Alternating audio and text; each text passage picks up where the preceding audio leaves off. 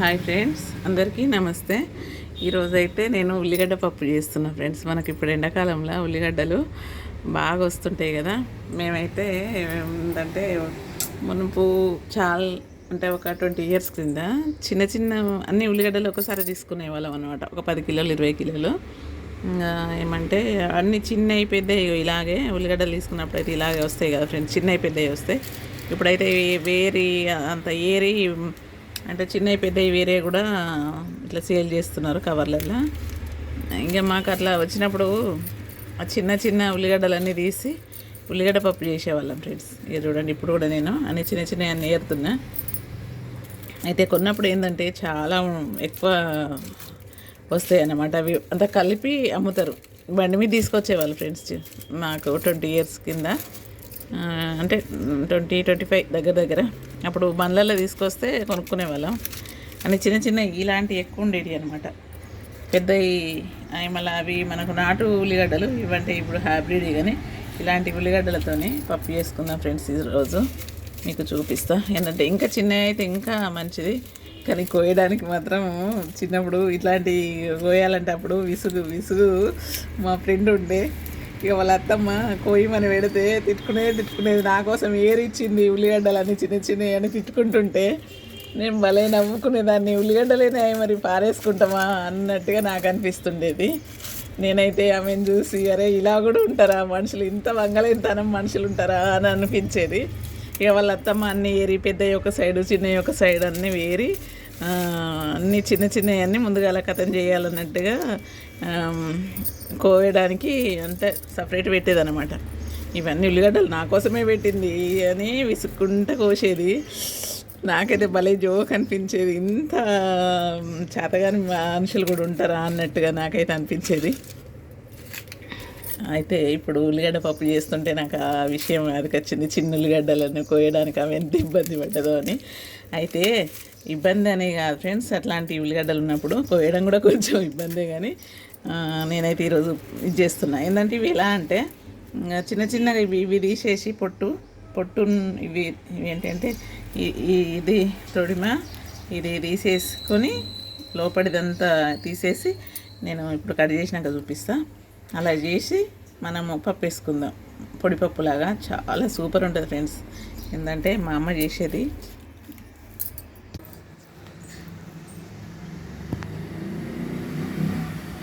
చూడండి ఫ్రెండ్స్, ఇప్పుడైతే నేను ఉల్లిగడ్డలన్నీ ఇలా పెద్ద సైజులో చిన్న ఉల్లిపాయలు ఇలాంటివి అన్నీ కొంచెం నాలుగు ముక్కలు చేశాను ఫ్రెండ్స్. మనకి ఇట్లాంటివి కూడా చిన్న చిన్న ఉల్లిగడ్డలు ఉంటుంటాయి. ఇప్పుడు మనకు సమ్మర్లో ఈ పప్పు ఏంటంటే మనకు సమ్మర్ కాబట్టి హెల్త్కి కూడా మంచిది, చల్లదనం. అలాగే చూడండి, కల్లేమాకు, కొత్తిమీరాకు, ఎండుమిర్చి, పచ్చిమిర్చి ఒకటి వేసినాను. ఎందుకంటే ఎక్కువ వేద్దామంటే భయం అవుతుంది ఫ్రెండ్స్. దగ్గులు అయితే కొంచెం అవుతలేవు.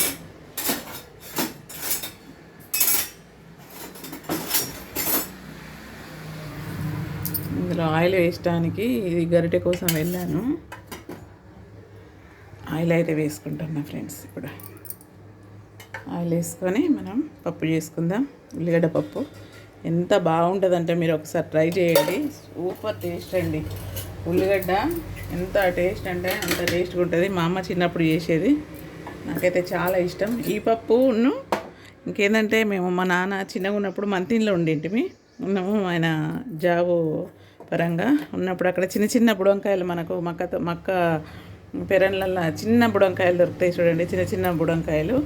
అవి పెసరపప్పు వేసి చేసేది మా అమ్మ. ఎంత సూపర్ అండి, మస్తు సూపర్. అవి అయితే నేను మర్చిపోలేను. మా అమ్మ చేసిన ఈ 2 వంటలు, ఈ ఉల్లిగడ్డ పప్పు మళ్ళీ బుడంకాయ పప్పు అయితే నాకు మా అమ్మ చేతి వంటలు 2 నాకు గుర్తు కొంచెం.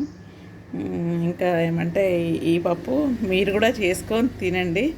తిని ఎలా ఉందో కామెంట్ చేయండి ఫ్రెండ్స్. ఇప్పుడైతే పప్పు నానబెట్టేసాను నేను. నానబెట్టేసి ఇవన్నీ అయితే ప్రిపేర్ చేసి పెట్టుకున్నా. ఇప్పుడు మనం జీలకర్ర వేద్దాం. ఇందులో జీలకర్ర వేసి ఒక 2 మిరియాలు కూడా వేస్తున్నా ఫ్రెండ్స్. మీరు కూడా మిరియాలు వాడండి, ఎందుకంటే హెల్త్కి మంచిది, జ్ఞాపక శక్తికి కూడా మంచిదంట. అలాగే ఒక 2 చూడండి, ఒక 2-3 మెంతులు వేస్తున్నాను. ఇప్పుడు పచ్చిమిర్చి వేస్తున్నా ఫ్రెండ్స్. పచ్చిమిర్చి, ఎండుమిర్చి, అలాగే ఇవ్వండి ఉల్లిపాయలు. ఇంతకంటే చిన్న సైజు కూడా మనకు ఉంటాయి. చీ అని మాత్రం అనుకోకండి ఫ్రెండ్స్. ఏ వస్తువైనా చీ అనుకోవద్దు, చీప్గా చూడొద్దు. నేనైతే అలాగే అనుకుంటా.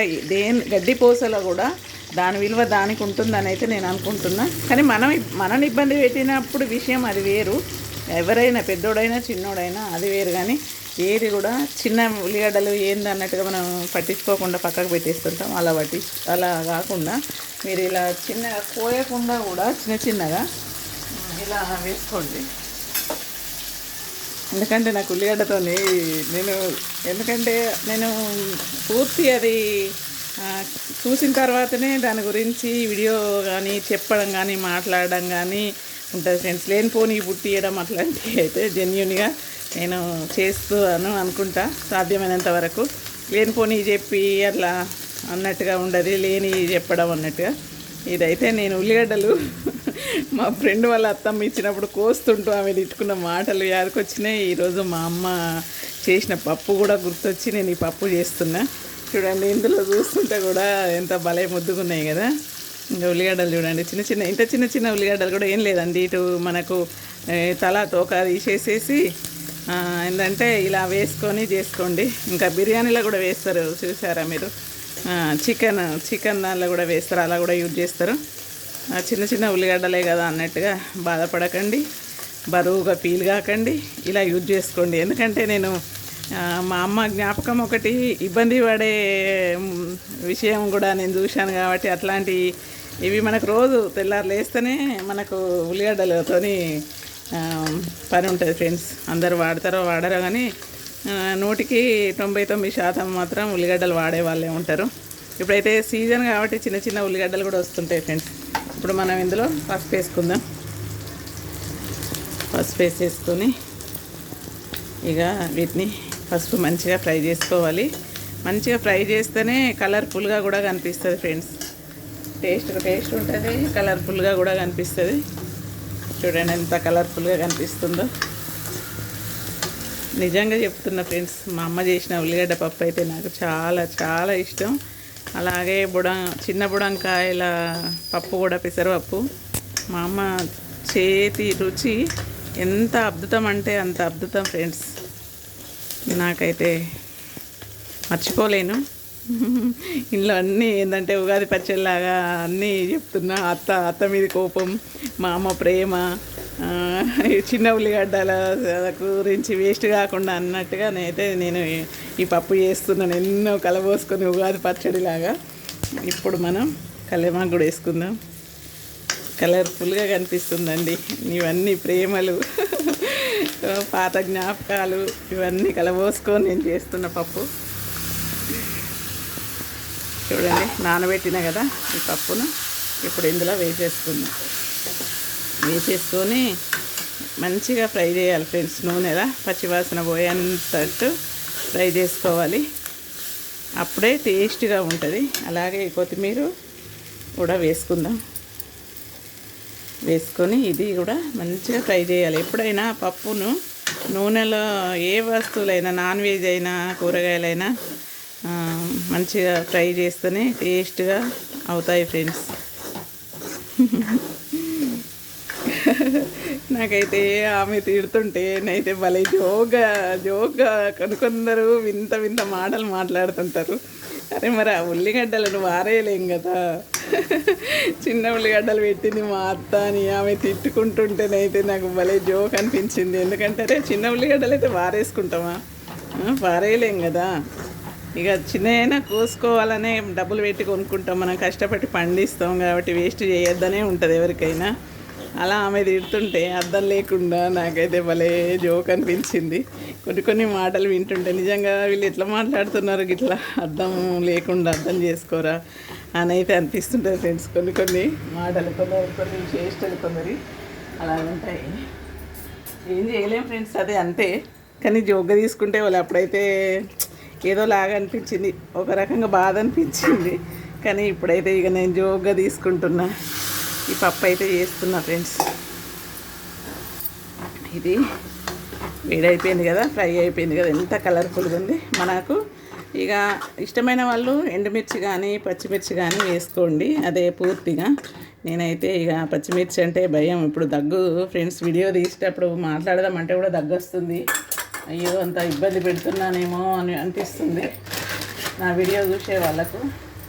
ఎందుకంటే దగ్గు వస్తుంటే తప్పుతలేదు, అస్సలు దగ్గు ఆగడం లేదు ఫ్రెండ్స్. కొన్ని టైంలల్లో ఏం చేయలేను కదా, అందుకే ఒక్కొక్కసారి వీడియోలలో కూడా వస్తుందని బాధ అనిపిస్తుంది. అందరూ ఇలాగే కరోనా వల్లనే ఇట్లుంటుందని డాక్టర్ అన్నాడు.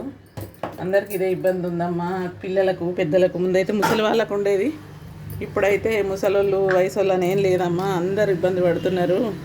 ఏం చేద్దాం ఈ కరోనా ఎఫెక్ట్ అని అంటున్నారు. నేనైతే సాల్ట్ వేస్తున్నా ఫ్రెండ్స్, సాల్ట్ వేసేస్తున్నా. కలర్ఫుల్గా పచ్చగా, నాకైతే ఇట్లా పచ్చగా ఉండడం పప్పు బాగా ఇష్టం. కానీ కారం వేయాలి, కొంచెం కారం అయితే వేస్తా, కారం పొడి. మొత్తం పచ్చిమిరపకాయలు కూడా వాడద్దు, అలా కెమికల్స్ ఎక్కువ చల్లుతారు.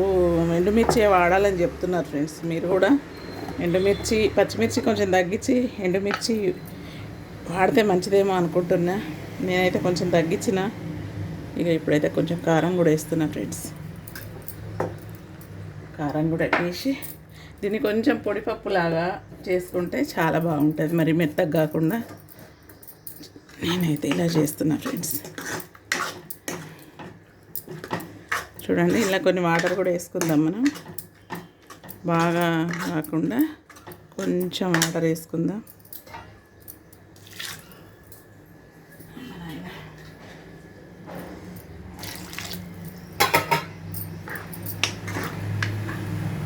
చూడండి ఫ్రెండ్స్, ఇప్పుడు మూత పెట్టేద్దాం.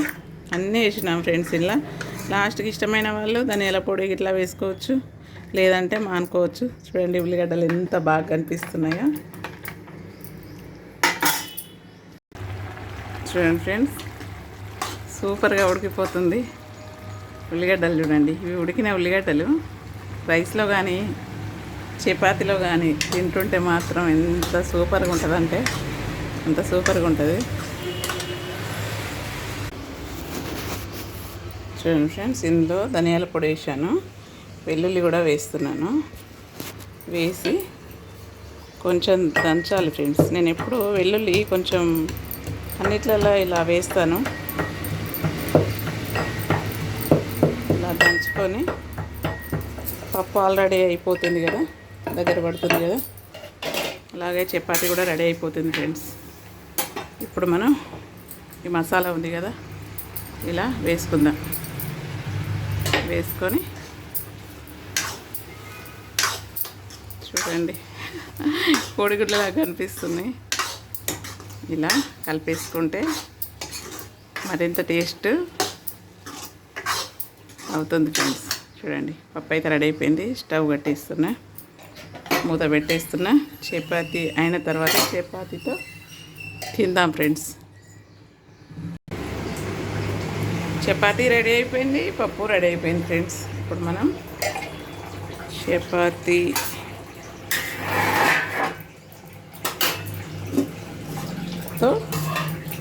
ఉల్లిగడ్డ పప్పు.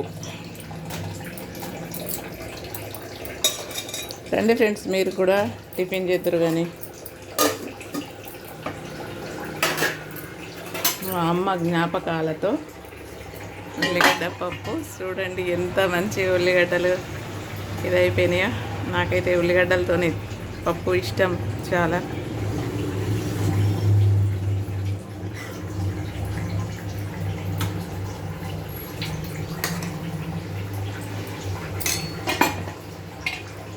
మీకు కూడా నచ్చితే కామెంట్ మాత్రం తప్పకుండా చేయండి ఫ్రెండ్స్. చూడండి ఉల్లిగడ్డ పప్పు ఈ సమ్మర్ సీజన్లో అందరికీ హెల్త్ పరంగా ఆరోగ్యపరంగా అన్నిటికీ మంచిదండి. ఒకసారి ట్రై చేసి చూడండి ఎంత బాగుంటుందో టేస్ట్. ఉంటా ఫ్రెండ్స్. ఇప్పుడైతే మా వారి కోసమని నేనైతే ఇది చేశాను. ఉంటా ఫ్రెండ్స్, బాయ్.